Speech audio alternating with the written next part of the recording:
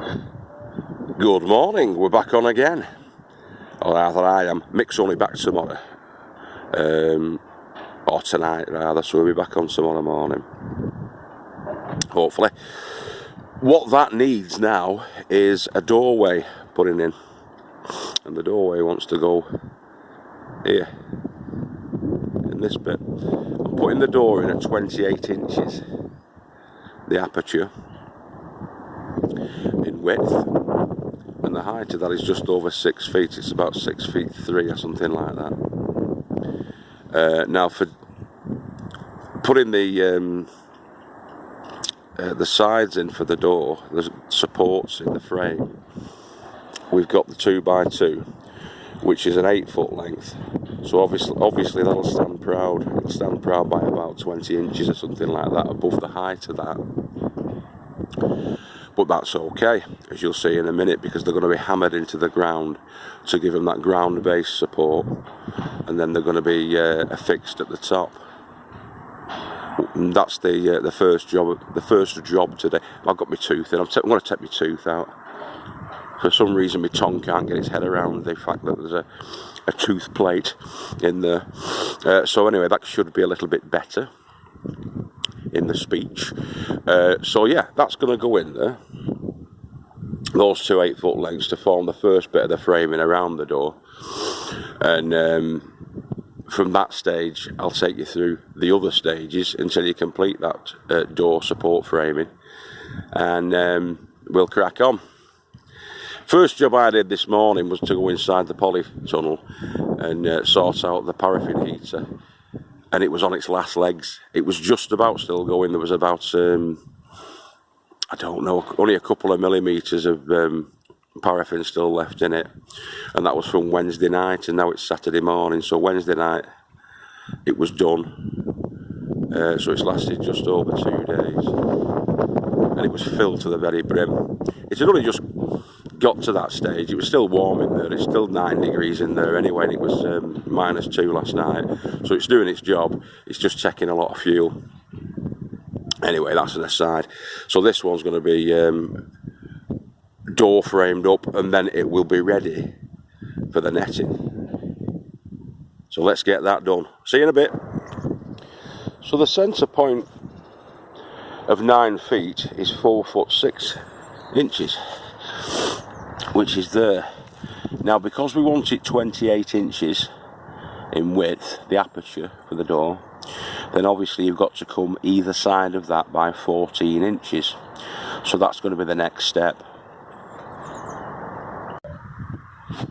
Just like that, yeah?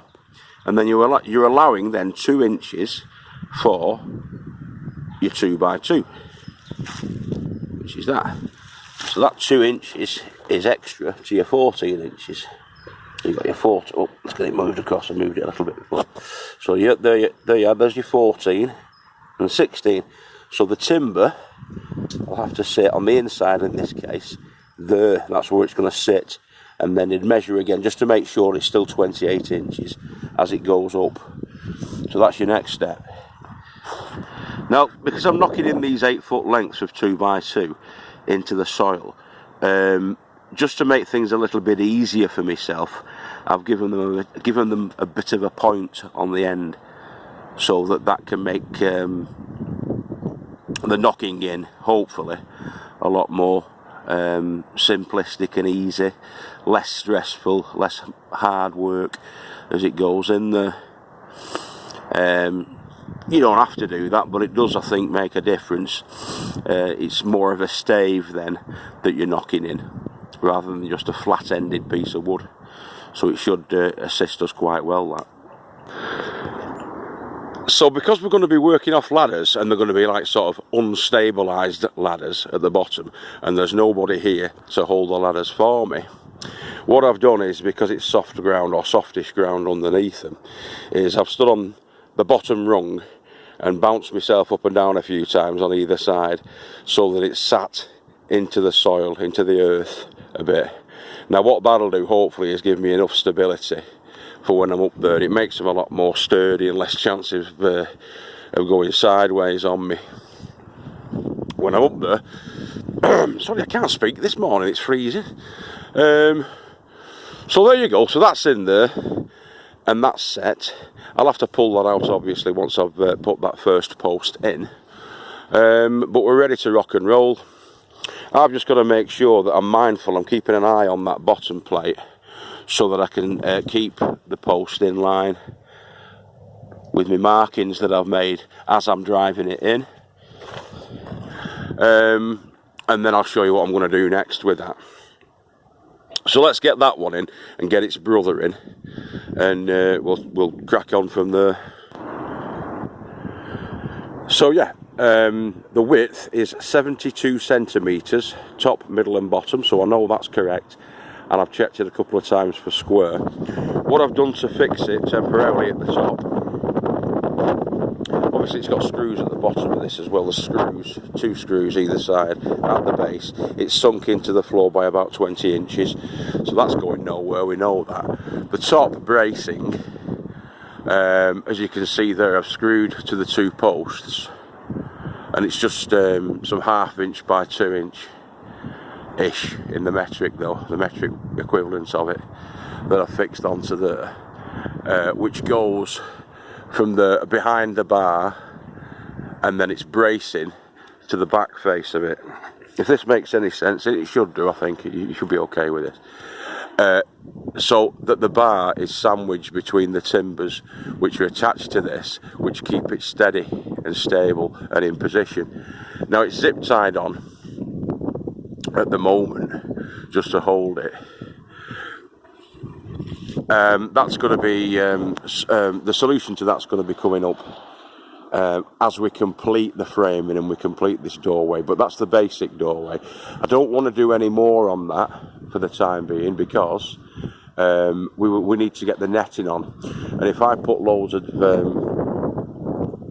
facing casings and all of that stuff, extra timber on there, I won't be able to get, I'm going to struggle to get the wrapping of the tenting on as it is. So we'll leave it at that for the time being, and then we'll try and get the tenting up, the netting onto it. But I think it's all right. That's going to be fine for the moment. And we've got our doorway aperture. Sorry, boys and girls, for this. Yeah, so we've got the basic doorway aperture in place.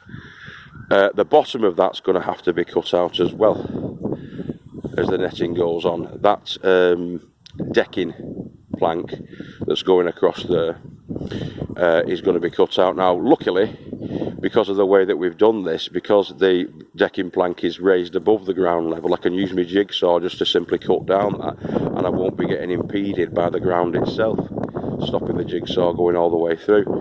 So that's going to be fine. So I'm going to do that now and take that bit out, so we've got just an open doorway, which is what we want in the end, and then we can have a look at getting that tenting started, the netting started. Okie dokie, see you in a bit. Sorry about the wind, everybody, a bit windy today. Now, because we have fitted the tunnel tubes into the aluminium flagpole tubes, the seating tubes, like that. Aluminium flagpole tube is white, tunnel tube is the grey. I'm going to put that in around the gap. As you can see there's a gap, because that's quite wide, that's about 4 centimetres or 40 millimetres, and that's 22 millimetres. So obviously there is the gap. I'm going to put expanding foam inside that. I'm also going to put canes that I've chopped down as wedges, but the foam will go in first and then the wedges. The excess will come out then, which will need to be trimmed off, obviously, but this is a job that I'm going to do today. The netting I'm going to leave for tomorrow when me and Mick are on, I think. I'll cut it today and I'll stitch it together today, but I won't actually fix the netting on until tomorrow when Mick's back. We can do it together. But we'll get all the prep done today, get all the prep done correctly. That'll give that time to set and go off, ready for tomorrow. It can be trimmed off the excess, and we're good to go. Alright, so that's the next job. Now with the filler, the expanding foam filler, that is something that you require to shake. Now you've got to shake that for a couple of minutes, which I have done already, just to get it activated and get it going, get the gases warmed up, and then that can be sprayed then through the tube into the gaps, and it fills the gaps. Alright, especially when the wedges go in as well. Now looking at that, the canes are going to be overkill. Once that sets, it sets pretty firm. So yeah, what's the point of putting the canes in there? It expands as well, so bear that in mind. When you're putting the foam into there, check down the cavity and only fill it about halfway, because it'll expand to that. You know, it'll start pouring out, which all of these are doing. Now once that does set and goes hard, it'll be it's well worth waiting till the day after really for that, so it's all going to be set and it's not going to be sticky, because it's an absolute bugger to get off your hands and everything when it's sticky, and you'll make a mess of it.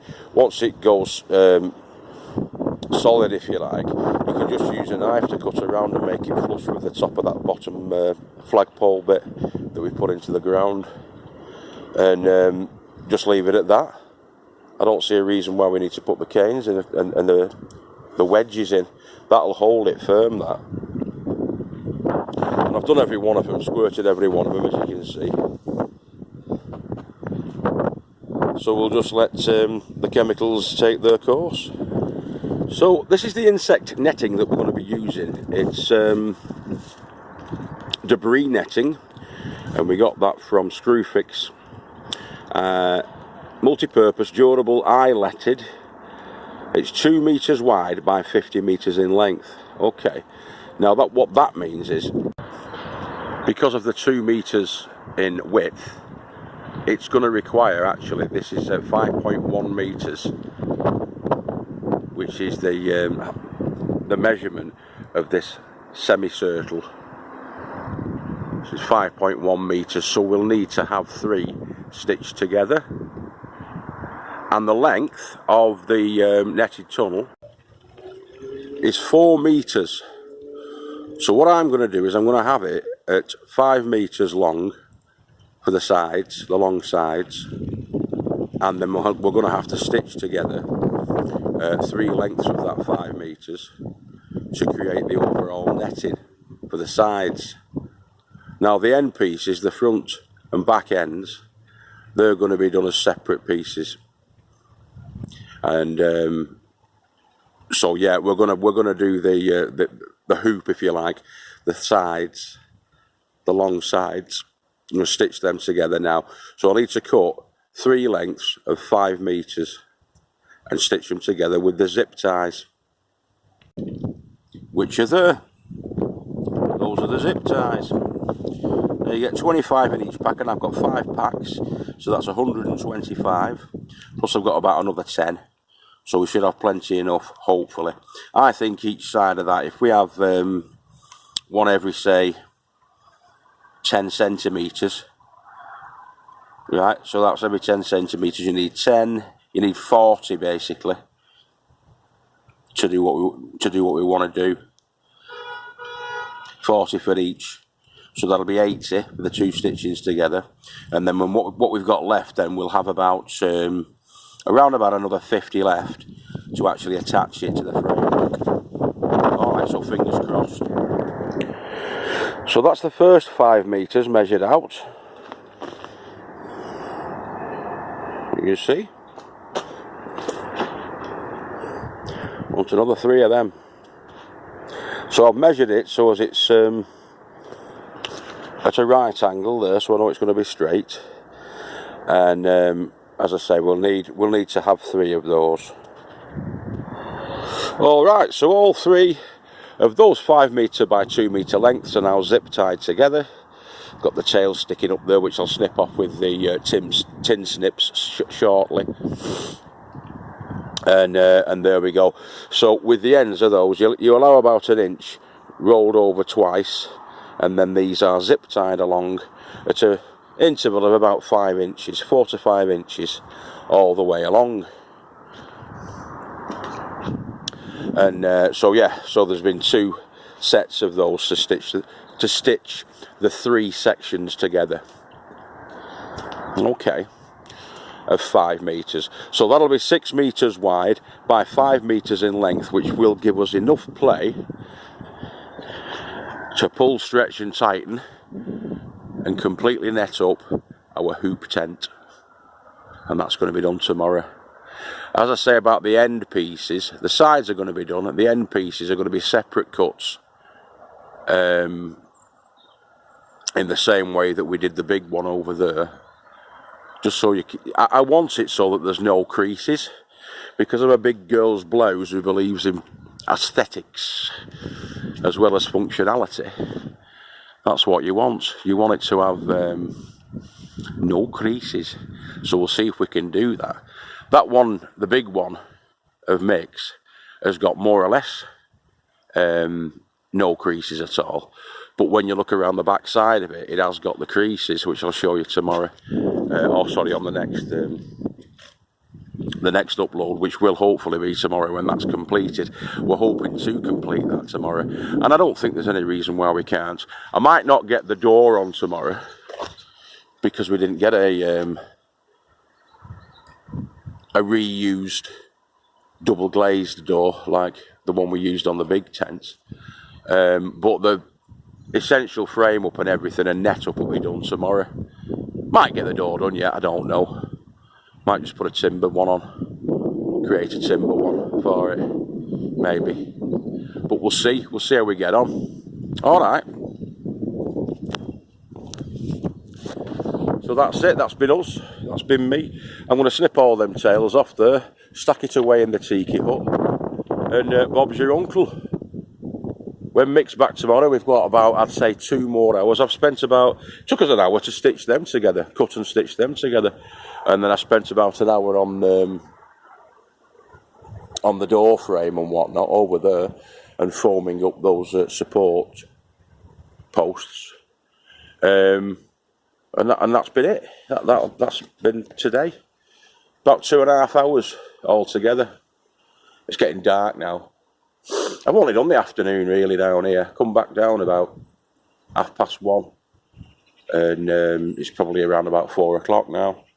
So it's not took me too long. I'm just going to tidy up now, get everything sorted, and yeah. So we'll see you on the next section, the next segment, or the next episode tomorrow.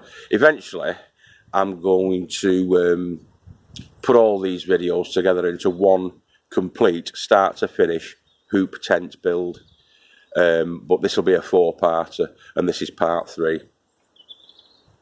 Okay, see you later.